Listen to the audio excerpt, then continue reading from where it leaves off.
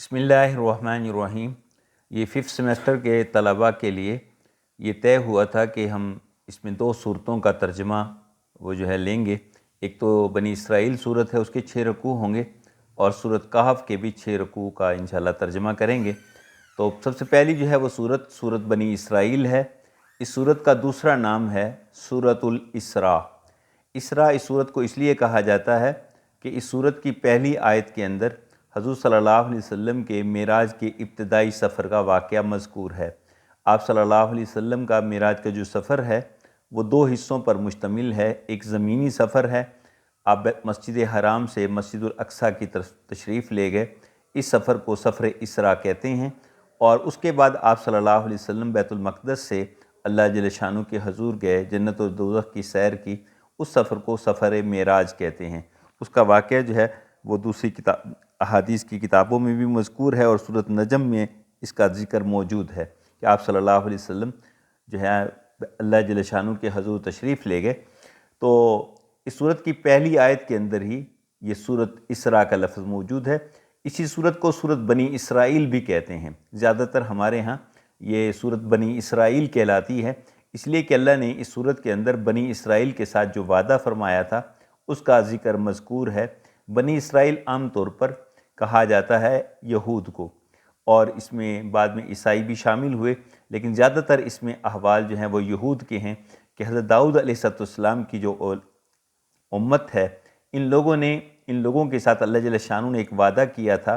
کہ ہم نے تمہیں 2 مرتبہ زمین میں حکمرانی دینی ہے، اور اس حکمرانی کے بعد تم نے زمین کے اندر فساد برپا کرو گے، تب ہماری طرف سے کچھ لوگ ایسے آئیں گے جو تمہیں اس اقتدار سے محروم کریں گے۔ تو اس کا ذکر بھی اس سورت کے اندر مذکور ہے، اس لیے اس سورت کو سورت بنی اسرائیل بھی کہتے ہیں۔ تو سب سے پہلی آیت ہے، بسم اللہ الرحمن الرحیم، سبحان الذی اسریٰ بعبدہ لیلا من المسجد الحرام الی المسجد الاقصی الذی بارکنا حولہ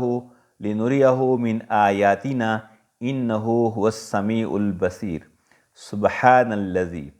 سبحان کا لفظ پاک ہے وہ ذات، سبحان الذی پاک ہے وہ ذات، اسریٰ جو لے گئی، بعبدہ اپنے بندے کو، لیلم راتوں رات، من المسجد الحرام مسجد حرام سے، الی المسجد الاقصی مسجد اقصیٰ کی طرف، الذی بارکنا حولہ جس کے ارد گرد کے ماحول کو ہم نے بابرکت بنایا ہے، لنریہ من آیاتنا تاکہ ہم آپ کو اپنی نشانیاں دکھائیں، انہ هو السمیع البصیر بے شک وہ ذات سننے والی ہے، دیکھنے والی ہے۔ تو اس صورت میں اس آیت کریمہ کے اندر سب سے پہلی بات یہ ہوئی کہ حضور صلی اللہ علیہ وسلم نے معراج کا جو پہلا سفر ہے وہ کیا، اور اس کی غرض و غایت یہ بتائی گئی تاکہ ہم آپ کو اس کے ارد گرد جو اللہ کی طرف سے برکات کا نزول ہے، کہ انبیاء کی سرزمین ہے، سارے کے سارے انبیاء علیہ السلام بنی اسرائیل کے وہ اسی خطے میں تشریف لائے، اور اس کے ارد گرد ان کے مقابر اور ان کے روضے موجود ہیں، اور یہاں پر ان کی نشانیاں ہیں۔ تو اس لیے حضور صلی اللہ علیہ وسلم کو یہ بابرکت سفر کروایا گیا کہ آپ علیہ السلام بیت المقدس تشریف لے گئے، اور وہاں پر سارے انبیاء علیہ السلام کی آپ نے امامت کی، اس لیے آپ امام الانبیاء کہلائے۔ تو اس وجہ سے حضور صلی اللہ علیہ وسلم کو بیت المقدس لے جایا گیا، اور یہ سفر وہ راتوں رات ہوا ہے۔ مسجد اقصیٰ کا سفر بہت طویل، اور اس کے بعد پھر 7 آسمانوں کا، سدرۃ المنتہا کا، اور اللہ کے حضور حاضری کا، یہ سارا سفر ایک رات کے تھوڑے سے حصے میں آپ کو کروایا گیا، اور آپ واپس تشریف لے آئے۔ دوسری آیت ہے، وَآتَيْنَا مُوسَى الْكِتَابَ وَجَعَلْنَاهُ هُدًى لِبَنِي إِسْرَائِيلَ أَلَّا تَتَّخِذُوا مِن دُونِي وَكِيلًا۔ وَآتَيْنَا مُوسَى الْكِتَابَ، آتَيْنَا ہم نے عطا کی، موسیٰ علیہ السلام کو، الکتاب کتاب الہی، وَجَعَلْنَاهُ اور اس کتاب کو ہم نے بنایا، هُدًى لِبَنِي إِسْرَائِيل بنی اسرائیل کے لیے موجب ہدایت، اس کتاب کو ہم نے بنی اسرائیل کے لیے ہدایت کا ذریعہ بنایا۔ اللہ تتخذوا ہرگز نہ ٹھہراؤ، من دونی اس کے سوا، وکیلا کوئی کارساز، اللہ کے سوا کسی کو کارساز نہ بناؤ، اللہ کے سوا کسی کو اس کا کارساز نہ بناؤ۔ یہ توحید کا درس صرف اس امت کو نہیں دیا گیا، جتنے بھی انبیاء علیہ السلام تشریف لائے ہیں سب کے اندر یہ توحید کا درس موجود ہے کہ اللہ عز و جل کو ہر حال میں پکارو، اسی سے مانگو اور اسی کا خوف دامنگیر رکھو۔ وہ ذات جو ہے وہ تمہاری خالق مالک ہے اور اسی کے حضور تم نے ایک دن پیش ہونا ہے۔ تو اللہ جل شانہ نے موسیٰ علیہ السلام کو جو کتاب عطا فرمائی، اس کتاب کے اندر بھی ہدایت کی یہی باتیں تھیں جن میں سر فہرست توحید تھی۔ تیسری آیت ہے ذریۃ من حملنا مع نوح، ذریۃ من حملنا مع نوح، تم ان لوگوں کی اولاد ہو جنہوں نے نوح علیہ السلام کے ساتھ جن کو ہم نے سوار کیا تھا، تم ان لوگوں کی اولاد ہو جن کو ہم نے نوح علیہ السلام کے ساتھ سوار کیا تھا۔ انہ کان عبدا شکورا، بے شک وہ شکر گزار بندہ تھے، بے شک وہ اللہ کے بڑے ہی شکر گزار بندے تھے۔ حضرت نوح علیہ السلام کا یہاں ذکر ہے اور یہ بات واضح طور پر بتائی گئی ہے کہ اس وقت دنیا بھر کے اندر جتنی بھی انسانیت ہے وہ ساری کی ساری نوح علیہ السلام کے ساتھ سوار ہونے والوں کی اولاد ہے۔ نوح علیہ السلام کے ساتھ، کیونکہ طوفان نوح کی وجہ سے ساری کی ساری کائنات کے اندر پانی ہی پانی ہو گیا، صرف وہ فرما بردار لوگ باقی بچے جو نوح علیہ السلام کے ساتھ کشتی میں سوار تھے، باقی ساری انسانیت تباہ ہو گئی۔ تو آج جو انسانیت موجود ہے وہ ساری کی ساری ان لوگوں کی اولاد ہے جنہوں نے نوح علیہ السلام کی بات کو قبول کیا تھا اور ان کے ساتھ کشتی میں سوار ہوئے تھے۔ اور نوح علیہ السلام کے اللہ نے خود تعریف بیان فرمائی ہے کہ وہ اللہ کے بڑے ہی شکر گزار بندے تھے۔ چوتھی آیت ہے وَقَضَيْنَا إِلَىٰ بَنِي إِسْرَائِيلَ فِي الْكِتَابِ، اور ہم نے فیصلہ کیا ہے بنی اسرائیل کے ساتھ اس کتاب میں لَتُفْسِدُنَّ فِي الْأَرْضِ، لَتُفْسِدُنَّ فِي الْأَرْضِ، تم ضرور بضرور زمین میں فساد مچاؤ گے، مرتین، 2 مرتبہ، وَلَتَعْلُنَّ عُلُوًّا كَبِيرًا، اور تم ضرور بڑی سرکشی کا مظاہرہ کرو گے۔ وَقَضَيْنَا، اور ہم نے صاف صاف فیصلہ کر دیا تھا، إِلَىٰ بنی اسرائیل، بنی اسرائیل کو یہ کہہ کر فی الکتاب کتاب الہی میں لَتُفْسِدُنَّ فِي الْأَرْضِ مرتین، تم ضرور بضرور زمین میں 2 مرتبہ فساد مچاؤ گے، فساد برپا کرو گے، وَلَتَعْلُنَّ، اور بہت زیادہ زور پکڑو گے، عُلُوًّا كَبِيرًا، بہت ہی زیادہ، یعنی سرکشی بہت زیادہ کرو گے۔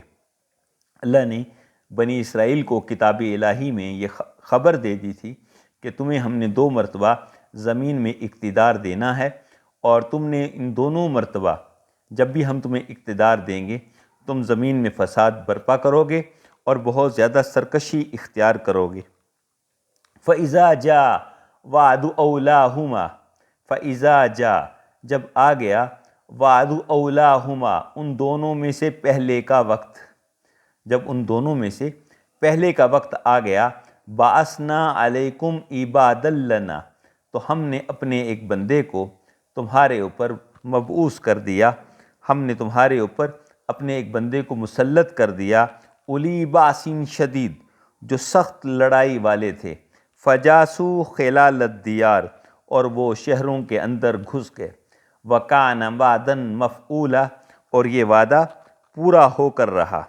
اور یہ وعدہ پورا ہو کر رہا۔ جب بنی اسرائیل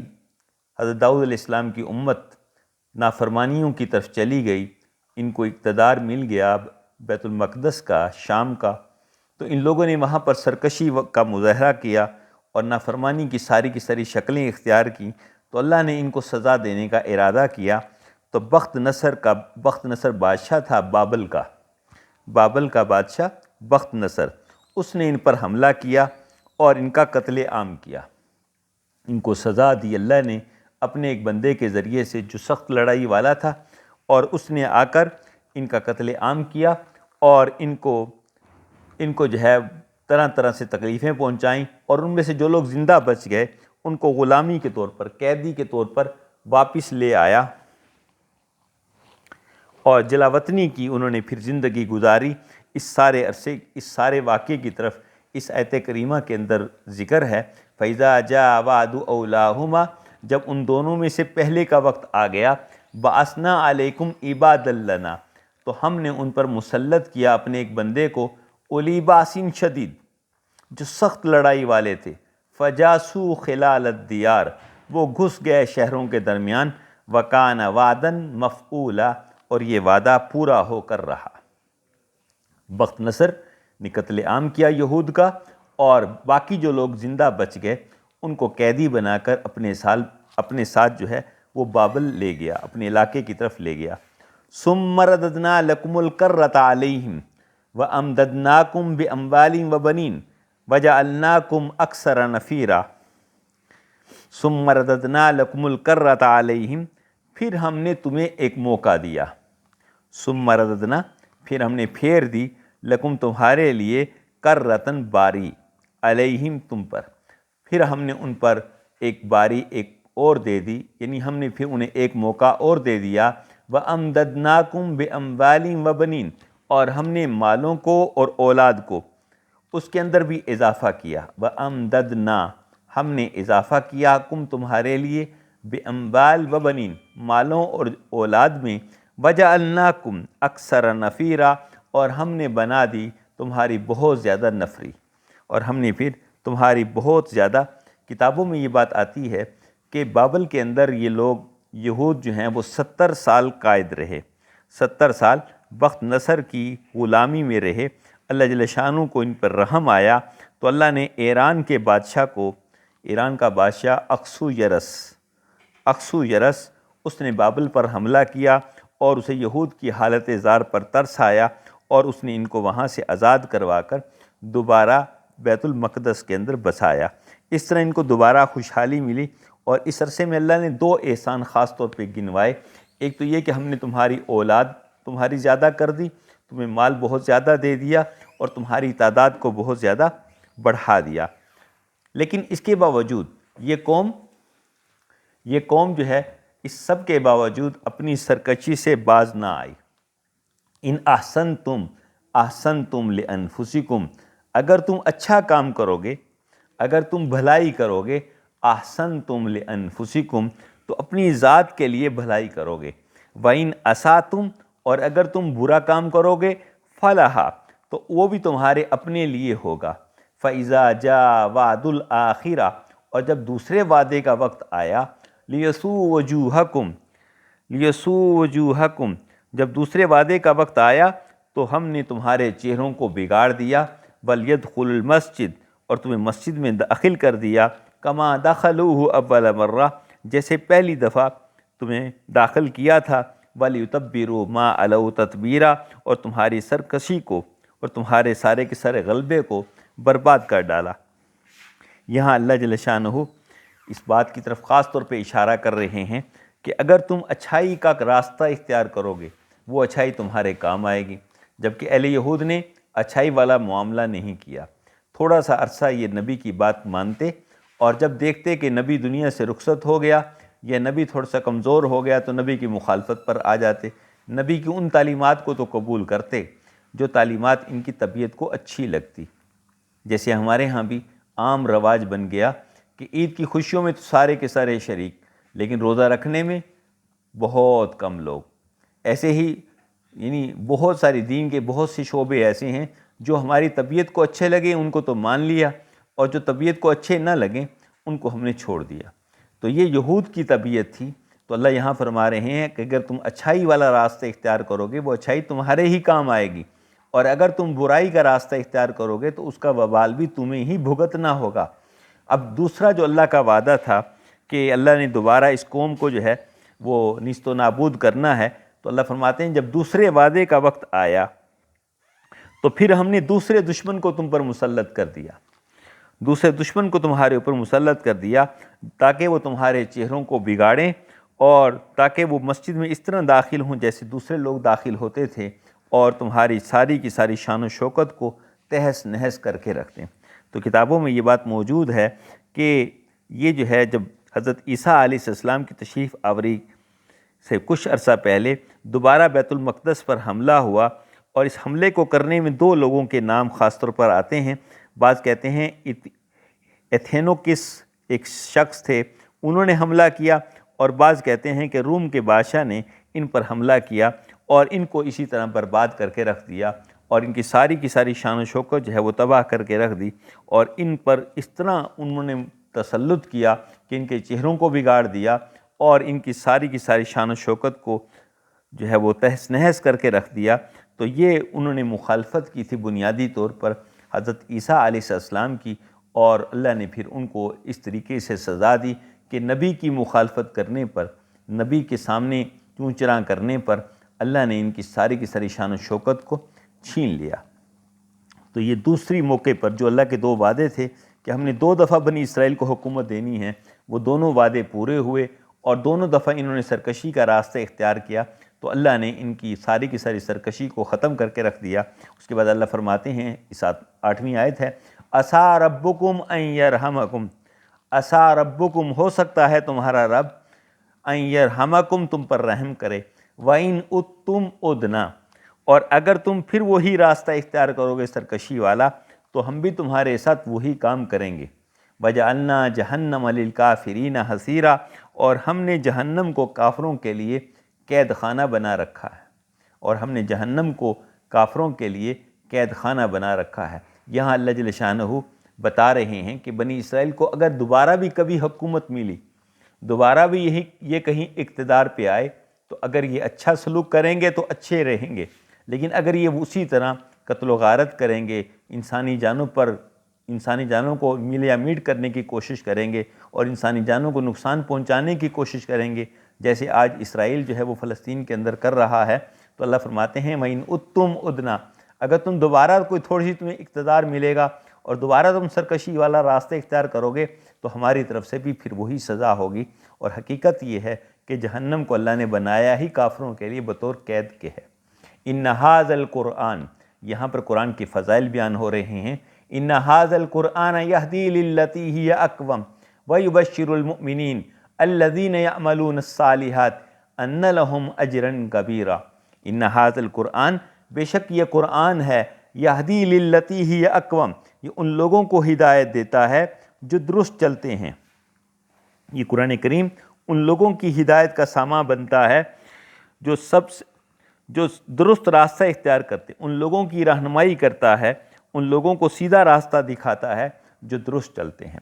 جو سیدھا چلنے کی کوشش کرتے۔ وَيُبَشِّرُ الْمُؤْمِنِينَ، اور مومنوں کو بشارت دیتا ہے، الَّذِينَ يَعْمَلُونَ الصَّالِحَاتِ، جو نیک کام کرتے ہیں، أَنَّ لَهُمْ أَجْرًا كَبِيرًا، کہ بے شک ان کے لیے بہت بڑا اجر ہے۔ وَأَنَّ الَّذِينَ لَا يُؤْمِنُونَ بِالْآخِرَةِ، اور جو لوگ آخرت پر یقین نہیں رکھتے، أَعْتَدْنَا لَهُمْ، ہم نے تیار کر رکھا ہے ان کے لیے، عذابًا علیما، دردناک عذاب۔ یہ ہمارا پہلا رکوع تھا۔ اس رکوع کے اندر جو ہے وہ جو اہم باتیں ہمارے سامنے آئیں، ان میں ایک تو یہ ہے کہ اس سورت کا نام کیا ہے۔ ہم امتحان کے اندر عام طور پہ جو شارٹ کویشچن پوچھے جائیں گے، اس کے اندر یہ سوالات ہوں گے کہ اس سورت کے کون کون سے نام ہیں، اور ان کے یہ نام کس کس بیس پر رکھے گئے ہیں۔ دوسرا یہ ہے کہ اس سورت کو سورت اسراء کیوں کہا جاتا ہے، سورت بنی اسرائیل کیوں کہا جاتا ہے، اور اللہ نے بنی اسرائیل کے ساتھ کیا وعدے کیے۔ پہلے وعدے کے وقت اللہ کی طرف سے عذاب کی کیا شکل آئی، دوسرے وعدے کی وجہ سے دوسرے موقع پر اللہ کی طرف سے عذاب کی کیا شکل آئی، اور آج کل یہود کے لیے اللہ کا کیا معاملہ ہے۔ وَإِنْ أُدْتُمْ أُدْنَا، اگر دوبارہ سرکشی کریں گے دوبارہ یہی انجام ہوگا۔ اور اس کے بعد قرآن کے فضائل ہیں کہ قرآن کن لوگوں کو ہدایت دیتا ہے، اور قرآن کیا درس دیتا ہے۔ قرآن یہ ہدایت دیتا ہے ان لوگوں کو جو سیدھا چلتے ہیں، اور ایمان والوں کو بشارت دیتا ہے کہ جن لوگوں نے نیک کام کی ان کے لیے بہت بڑا اجر ہے، اور جو آخرت پر یقین نہیں رکھتے ان کے لیے عذاب علیم ہے۔ تو یہ آج کا ہمارا پہلا رکوع ہے، اس کو ہم اچھی طرح دیکھنے کی کوشش کریں۔ اللہ ہمیں قرآن کریم کی تعلیمات پر عمل کرنے والا بنائے۔ اللہ ہم سب کا حامی و ناصر۔